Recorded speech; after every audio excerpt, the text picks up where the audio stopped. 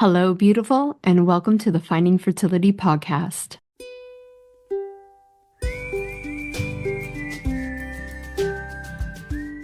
I'm Monica, your mentor in uncovering the hidden layers of your fertility journey. Together, we'll discover the right path for you within the 6 essential steps to creating the family of your dreams. We'll ditch the overwhelm, tune into your intuition, and build a vibrant foundation for your fertility. Whether it's through gut health, subconscious healing, or energetic alignment, you can unlock your body's natural power to get and stay pregnant. Your fertility journey is all about radical responsibility and deeply believing that your body is on your side. It's time to stay consistent, embrace trust, surrender, and create the transformation you deserve. Finding Fertility does not diagnose, prescribe, or treat any fertility issues. What we do is empower you to take control of your health by uncovering the root causes holding you back.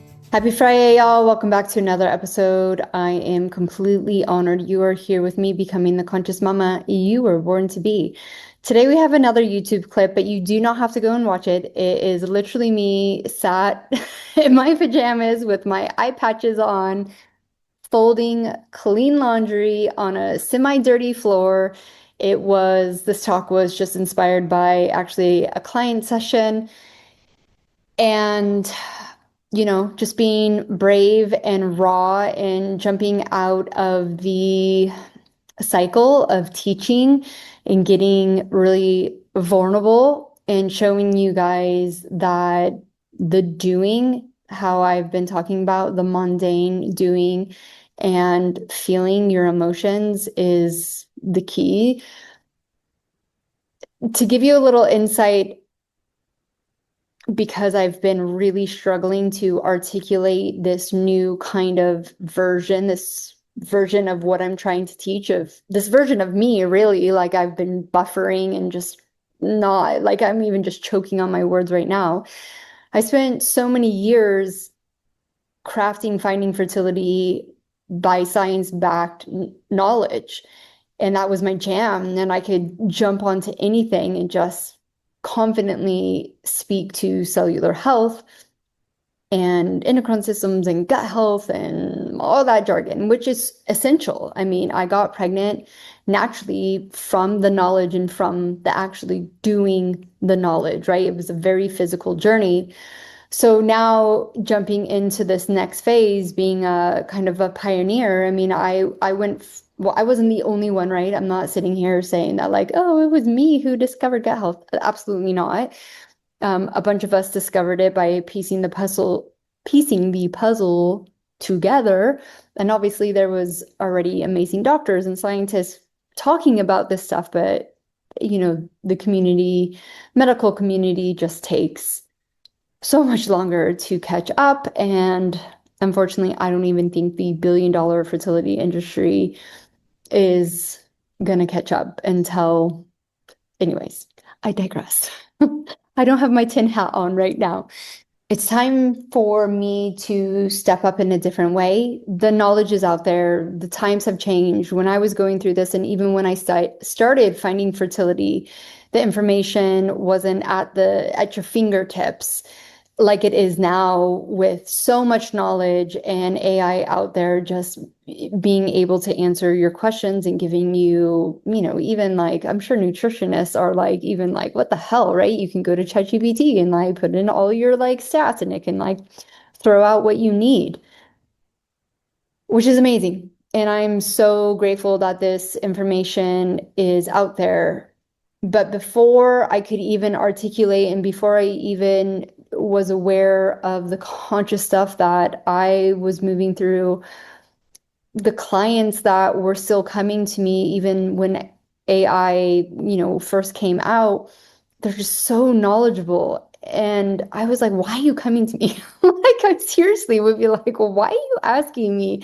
Like, you know more than I do at this point. And what I realized is that I was a reflection of where we both needed to go. I was a few steps ahead and I didn't know it, because it's really hard to see yourself for who you are until maybe, like I said, like I'm buffering, and then it comes a little bit clear, like, I see what I was mirroring to them, and I saw myself, because when you gain this ultimate awareness and you have it kind of on lockdown and you can do it for yourself, you literally are observing yourself in real time. And so I would be observing myself in the client sessions, like people coming to me for support, and I would also observe myself when I was in a client session with, seeking confirmation or whatever. And I was like, wow, Monica, you are still stuck AF in trying to prove, trying to knowledge, trying to talk your way out, where you need to sit in the thick of it. You need to sit with your clients in the thick of it. The places that they don't want to be, the places you don't want to be, because it's so uncomfortable, because you can't hyper your way out of this section. And so I'm going to do a podcast for you guys, and probably slash a YouTube video with my black marker board, because it's just visually amazing. Through this process, I've realized that there is 4 major stages of this part of, I don't even want to call it healing, right? Because it is and it isn't, but it's awareness. It's like A in dreams, right? The A in dreams was originally being aware in your body where the kind of quote unquote root cause was. Like for me, it was my gut health. Like I needed to be aware that that was an issue, and I needed to support my gut health. That was the original A in awareness.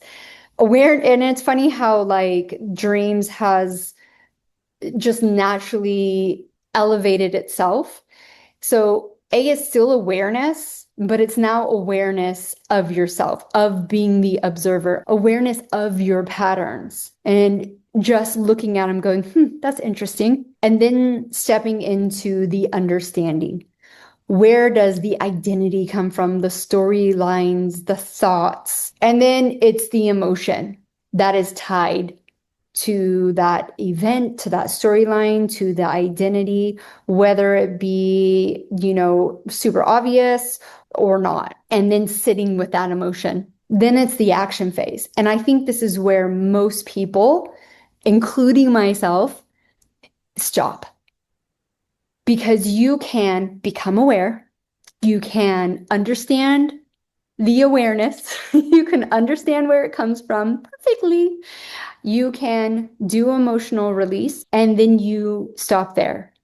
And you do not show up in the 3D world that we're playing in, right? Because a lot of the first steps are not tangible. So we're like, okay, I've done the energetic side of it, and now I'm just gonna show up how I normally show up.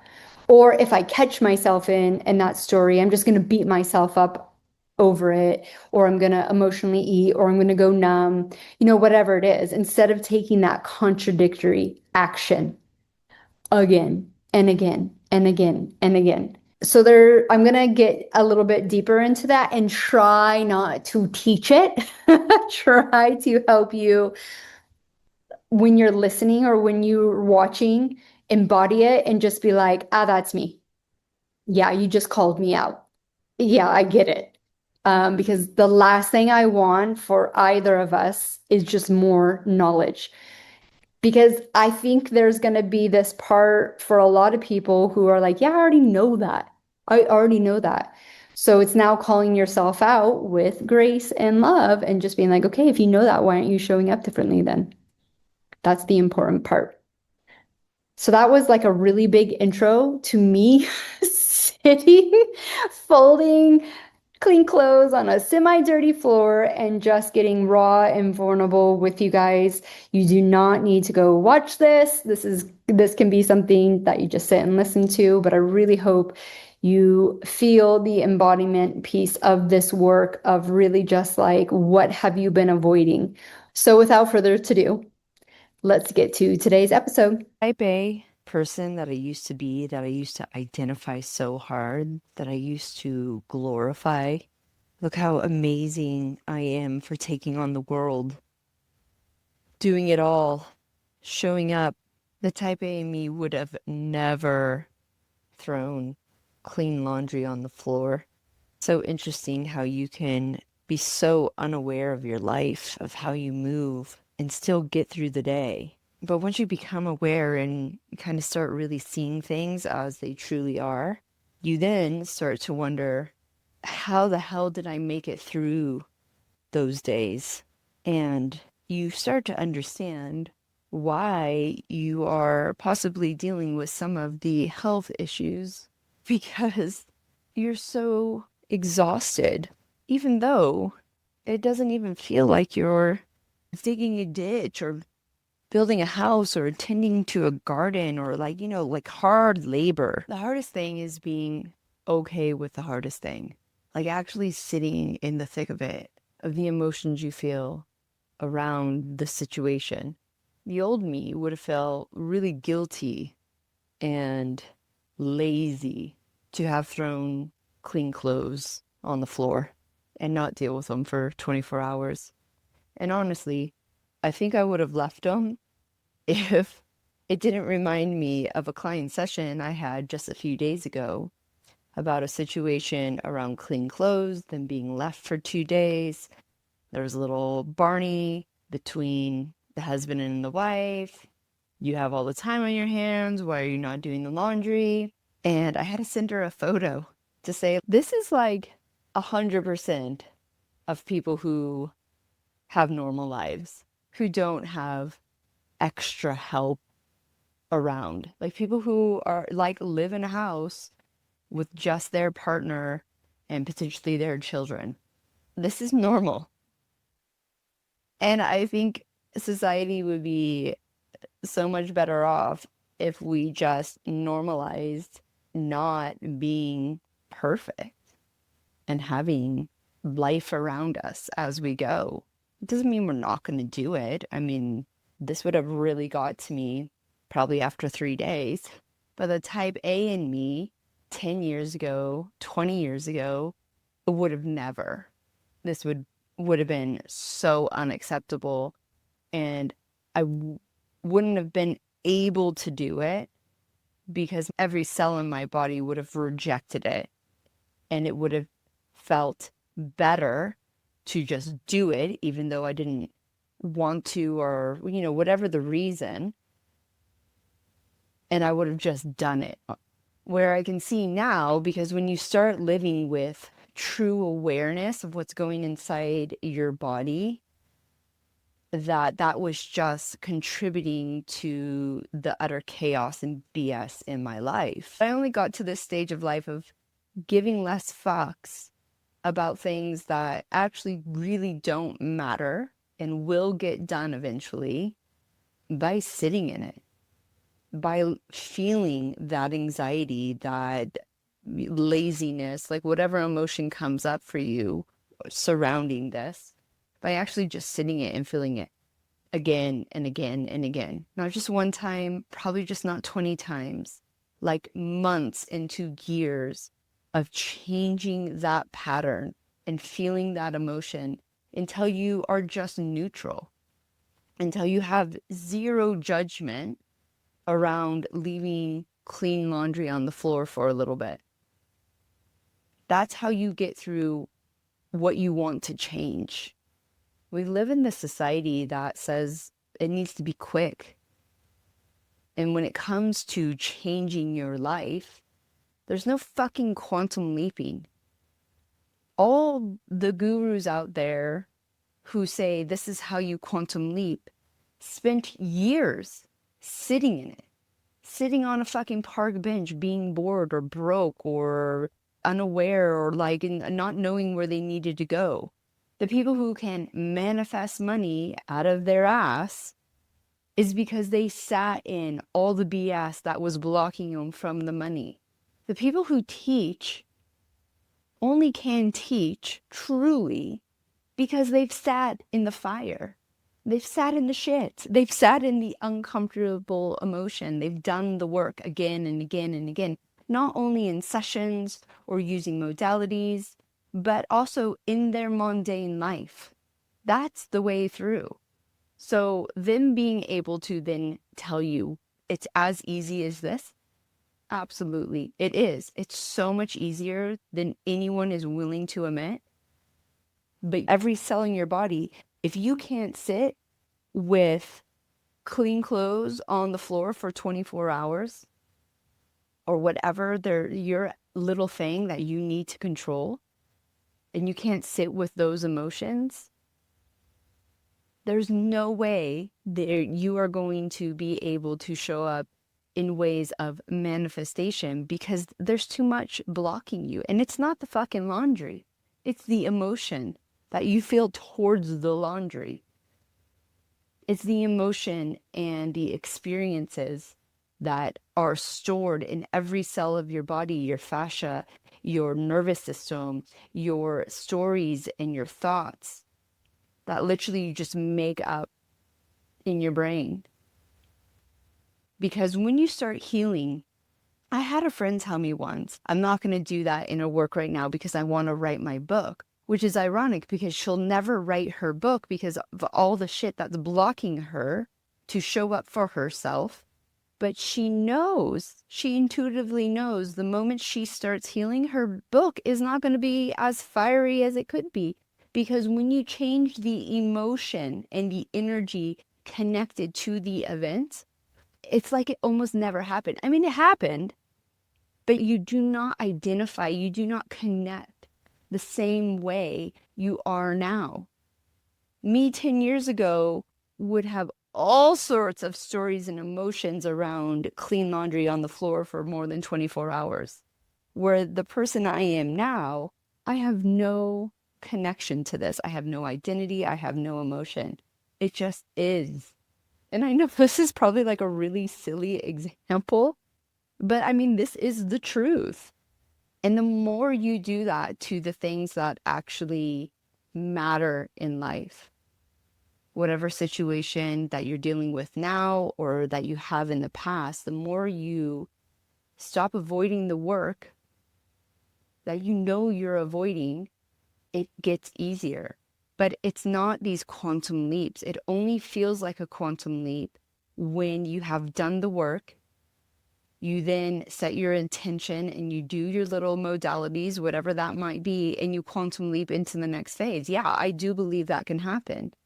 But there's no way you would have told me 15 years ago, 20 years ago, when I started my fertility journey, and that's what woke me up to what reality actually is. It's taken a long time to get to the belief system that I can change my food intolerances through my emotions and being aware of how I show up to that food. No way. If you would have told me that 20, 15, 10, even 5 years ago, I wouldn't have been able to have the capacity or the belief system to believe that and then therefore try it and go, isn't that? I spent 10 years being completely full-blown AIP autoimmune diet, super strict, could like almost eat nothing in a fucking restaurant. And now you're telling me that I just needed to deal with BS that wasn't even mine to begin with. And now I can eat lasagna again. So you have to go through these stages of awareness of a capacity to get to listening to affirmations in theta state. I don't know why these bitches out there aren't telling you that consistently, and then whoop, manifest. No, you gotta sit with the clean clothes on probably a dirty floor. I ain't gonna lie here. And deal with those emotions first. Start with that. See how that works for you. Then you might be ready to actually tackle the bullshit blocking you, the grief, the resentment. So start with clean clothes on a dirty floor. Thank you once again for tuning in and becoming the conscious mama you were born to be. Remember, I wasn't some magical unicorn who stumbled into fertility success. I stayed consistent, I put in the work, and I made it happen. And guess what? You can too. Remember, this transformation happens when you stay committed to yourself. Trust your body, follow your intuition, make it possible. The links that you need are down below. And if you are still here and you absolutely love this podcast, please take some time and leave me a review and help other women like you find this podcast to get the support they need. Help a sister out. Leave a review today.